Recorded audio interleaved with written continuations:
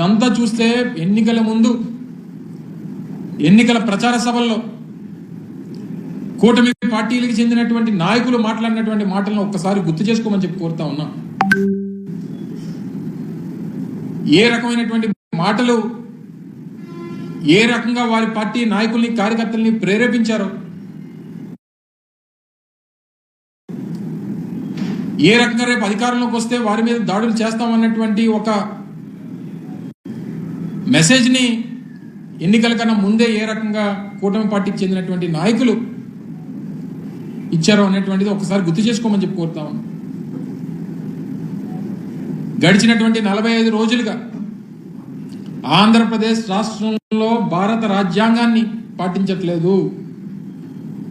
గడిచినటువంటి 45 రోజులుగా కూటమి ప్రభుత్వం నడిపిస్తున్నటువంటిది కేవలం రెడ్ బుక్ రాజ్యాంగాన్ని మాత్రమే నడిపిస్తా ఉంది అనేటువంటి విషయాన్ని ఈ సందర్భంగా మీ ద్వారా ప్రజలకు తెలియజేస్తా ఉన్నాం. దానికి అనేక ఉదాహరణలు, ఇందాక నేను చెప్పినట్టుగా అనేక ఉదాహరణలు మనం చూడొచ్చు. పూర్తిగా శాంతి పద్ధతులు అనేటువంటివి లేకుండా పోయే, దాన్ని కంట్రోల్ చేసేటువంటి పరిస్థితుల్లో ముఖ్యమంత్రి గారు లేరు, మిగిలినటువంటి వారి మంత్రివర్గం లేదు, వారికి సంబంధించినటువంటి వారితో పాటు ఉన్నటువంటి కూటమిలో ఉన్నటువంటి మిగిలినటువంటి రాజకీయ పార్టీకి చెందినటువంటి నాయకులు లేరు. అన్ని రకాలుగా కూడా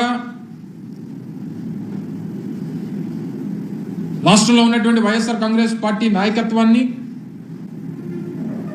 వైఎస్ఆర్ కాంగ్రెస్ పార్టీ నాయకత్వం దగ్గర నుంచి కింద స్థాయి కార్యకర్త వరకు ఏ రకంగా బెదిరించాలి, భయపెట్టాలి, ప్రాణాలు తీయాలి,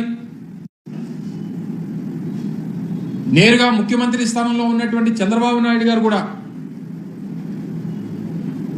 ఈ మధ్యకాలంలో అనేక మార్లు పూర్తిగా నాయకత్వాన్ని, నాయకుడిని భూస్థాపితం చేస్తామన్నటువంటి మాటలు అనేక సందర్భాల్లో ఈ మధ్యకాలంలో చెప్తున్నటువంటి విషయాన్ని కూడా మనం చూస్తూ ఉన్నాం. ఏ రకమైనటువంటి మెసేజ్ని ఈరోజు మీరు సమాజానికి ఇస్తా ఉన్నారు? రేపు ఈ రాష్ట్రానికి ఎవరైనా రావాలన్నా, స్వేచ్ఛగా రోడ్ల మీద తిరగాలన్నా ఏ రకమైనటువంటి పరిస్థితులు ఉండబోతా ఉన్నాయో అనేటువంటి దానికి గడిచినటువంటి 45 రోజులుగా జరుగుతున్నటువంటి పరిణామాలను ఒకసారి అర్థం చేసుకోమని చెప్పి కోరుతా ఉన్నాం.